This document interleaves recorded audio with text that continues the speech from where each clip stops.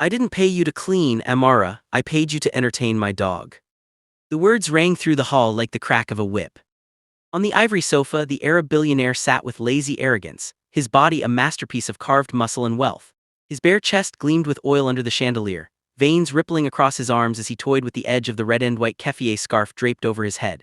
He wasn't a king, but the way he sat, smirking as though the world belonged to him, told Amara that his money had given him a kind of throne no crown could buy. At his feet, Sultan, the German shepherd, lifted his massive head. Amara's eyes blinked, sharp and calculating. The dog's ears twitched, catching every sound the billionaire's command, the nervous rhythm of Amara's shallow breathing. Amara stood frozen, feather duster clutched like a weapon she didn't dare use.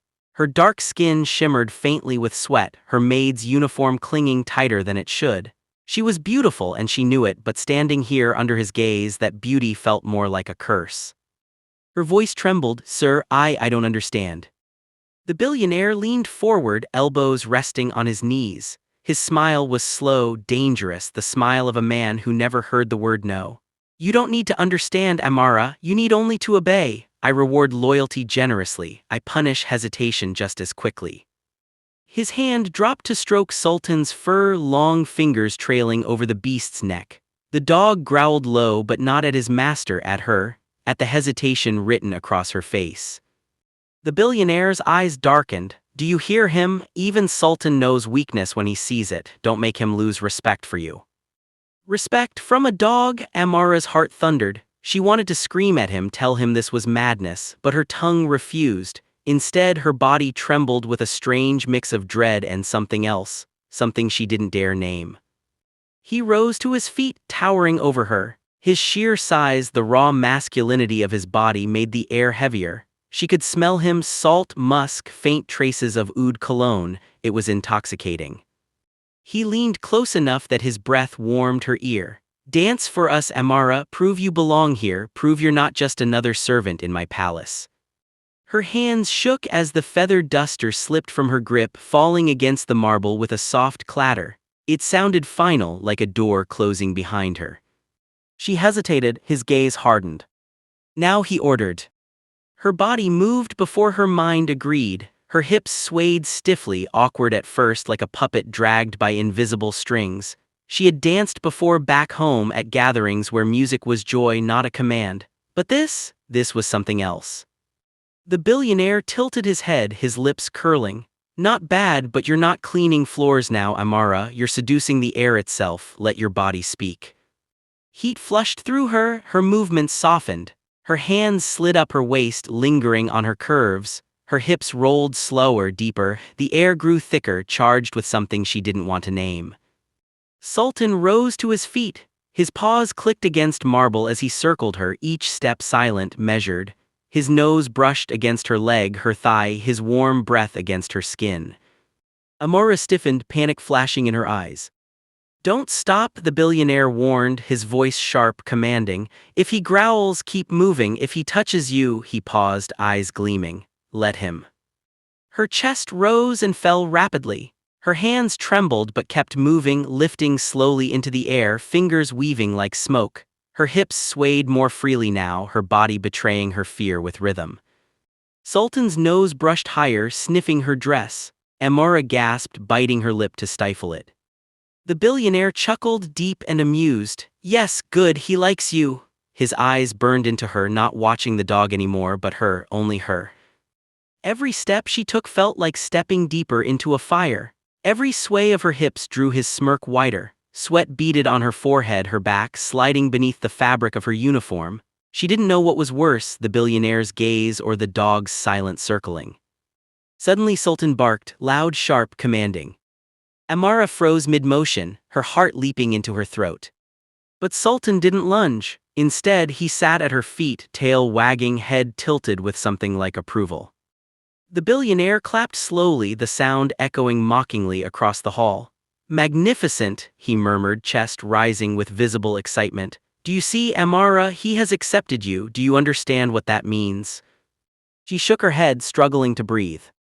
He stepped closer, his shadow swallowing hers. His finger lifted her chin, forcing her to meet his gaze. His touch was light but commanding, as though even a feather of his will was heavier than chains. Sultan does not accept strangers, he does not bow to weakness, and yet he bows to you. That makes you rare, Amara, precious. His lips curved into that smirk again, darker this time, but don't let it go to your head, this was only the first test. Her lips parted, trembling. First test. He leaned closer, his voice dropping to a whisper that curled around her like smoke. Tomorrow night you'll show me more, not just to Sultan but to me. If you pass, you'll stay in this palace. If you fail, his eyes flicked briefly to the German shepherd whose teeth gleamed faintly beneath parted lips. You won't. Amara's knees weakened. She wanted to collapse, to run, to scream, yet she stood there, trembling, waiting, caught between fear and an undeniable heat coiling in her stomach. The billionaire turned, smirk still carved across his lips, and dropped back into his sofa. He patted Sultan's head casually like nothing had happened. Enough for tonight. Sultan growled softly, almost disappointed. Amara clutched her chest, trying to steady her breath. The walls of the palace seemed to close in on her, heavy with the weight of what had just happened. She had survived the first night, but something told her survival wasn't the point. Something told her this was only the beginning. The clock had barely struck 9 when Amara was summoned again. Her hands shook as she tied the apron around her waist, though she knew it was useless. Tonight, the apron wouldn't protect her, nothing would. The message had been simple: the master wants you in the Golden Hall, now. Her feet dragged as she approached the wide doors, each step echoing louder than the last. Last night hadn't left her. The command, the humiliation, the strange, shameful heat that still lingered in her skin. She hated herself for feeling it. She hated him more for awakening it. When the guards opened the golden doors, the scene nearly stole her breath. The billionaire lounged on his sofa again, bare-chested as always, oil gleaming against his rock-hard torso.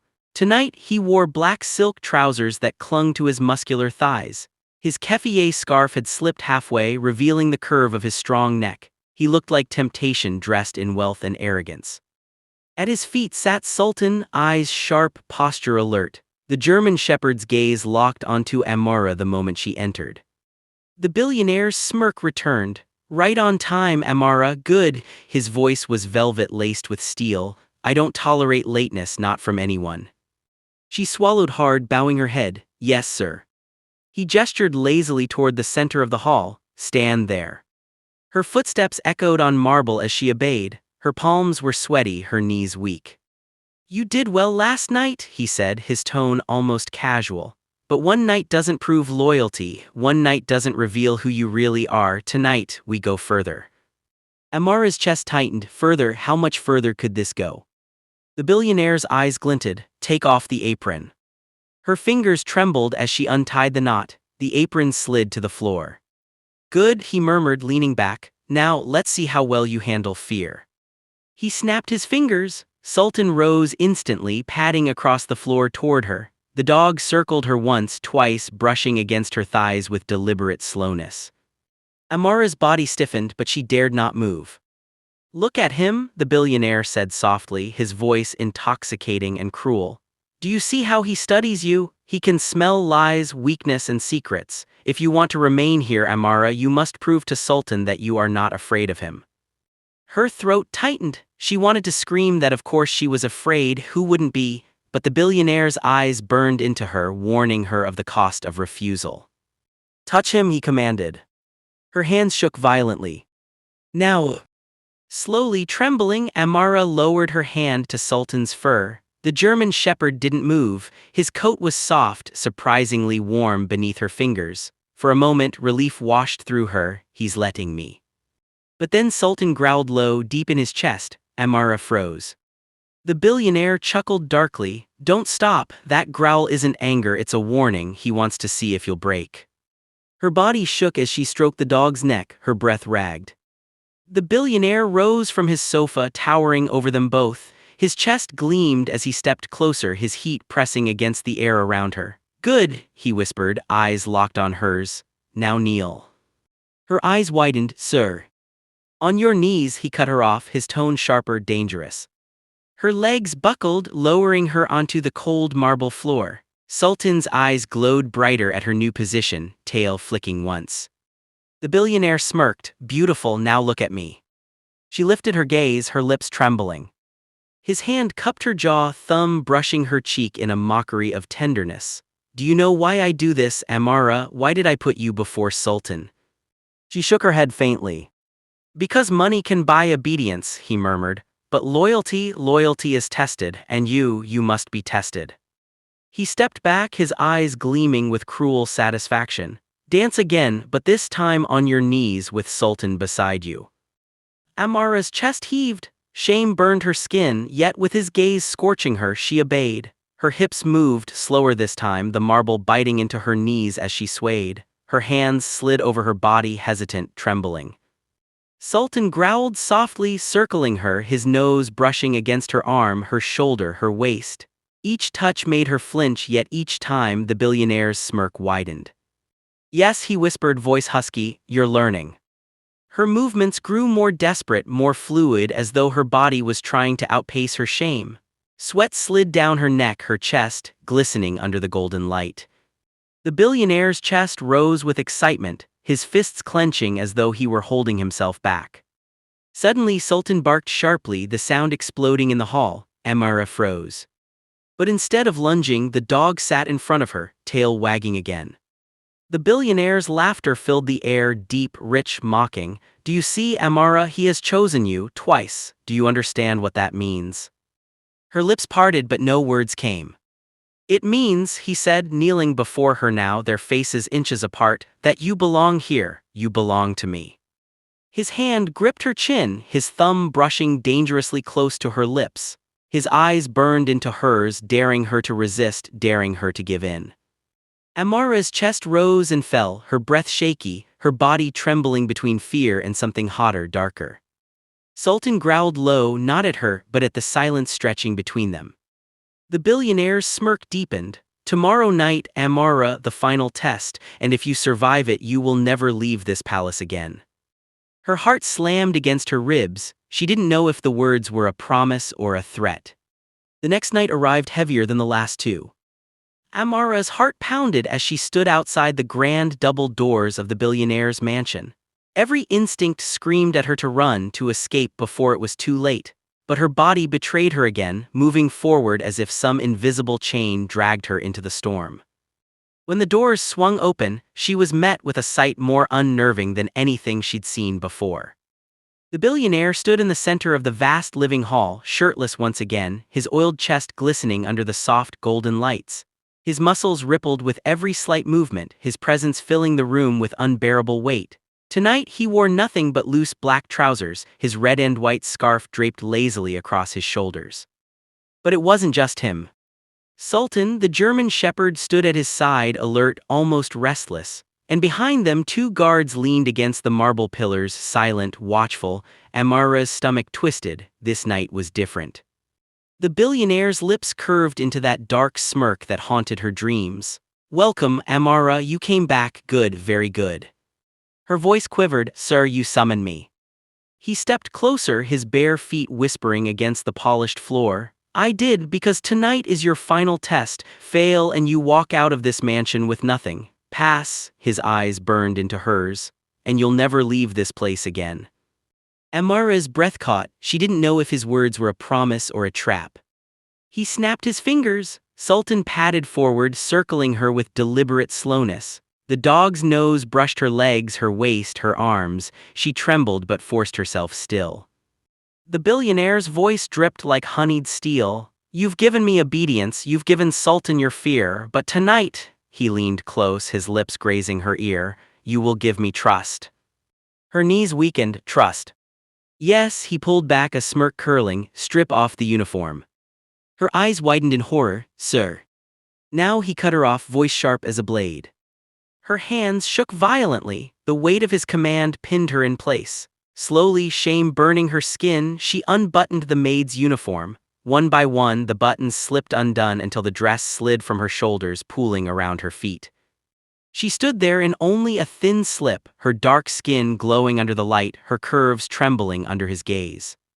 The billionaire's chest rose, heat flickering in his eyes. Sultan growled low, circling closer, tail flicking. Goods, the billionaire murmured, now kneel. Her breath hitched, she remembered the humiliation of the night before, but her body obeyed, lowering to the cold marble floor once more. The billionaire crouched before her, his hand gripping her chin firmly, forcing her eyes to his. Do you understand now, Amara? This was never about Sultan, this was about you, about whether you would bend, whether you would break, whether you could be trusted with what I hold most dear. Confusion stormed her face. Then why make me dance for him? His smirk deepened. Because Sultan is my mirror, he sees through lies, through masks. If you had feared him too much, if you had resisted me, he would have rejected you, and so would I. Amara's lips trembled. She glanced at the German shepherd who now sat calmly at her side, tail wagging lightly, amber eyes glowing with strange warmth. He wasn't testing her anymore, he had accepted her. The billionaire's thumb brushed her lips, slow, deliberate, his voice dropped low, almost husky. And now he's told me what I needed to know, that you belong here, that you are mine. Her chest heaved, her body caught between relief and dread. Then, without warning, the billionaire rose and extended his hand. Stand. She hesitated, then took it. His grip was iron, lifting her effortlessly to her feet. He leaned close, his lips a whisper from hers. Do you feel it, Amara? The fire between us, the fear, the desire, the power, that is what makes you worthy. Her eyes widened, her heart slamming against her ribs. For a moment she thought he would kiss her. For a moment she thought she wanted him too. But instead he released her and stepped back, a smirk curling once more. Your test is complete, you belong in my mansion. From this night forward you are not just a maid, you are part of me, my shadow, my secret. Amara's body trembled with shock. She wanted to protest, to scream, to demand freedom. But deep down in the darkest corners of her heart she knew the truth, she had already surrendered. Sultan barked once, sharp and commanding, as if sealing the billionaire's words. The billionaire chuckled. You hear him, even Sultan agrees, you've passed. And now, he turned, his back muscles flexing as he strode toward his sofa. There's no turning back. Amara stood frozen in the golden light, her life forever changed. Because she had danced for a dog, and in the end, it wasn't the dog that claimed her, it was the billionaire. Sometimes in life, people will test you in ways that break your pride, your comfort, even your soul. But those who endure often find themselves standing before unexpected power, though not every prize is worth the cost. What do you think about Amara's choice? Did she win or did she lose herself? Comment where you're watching from, and don't forget to subscribe for more intense and interesting stories like this one.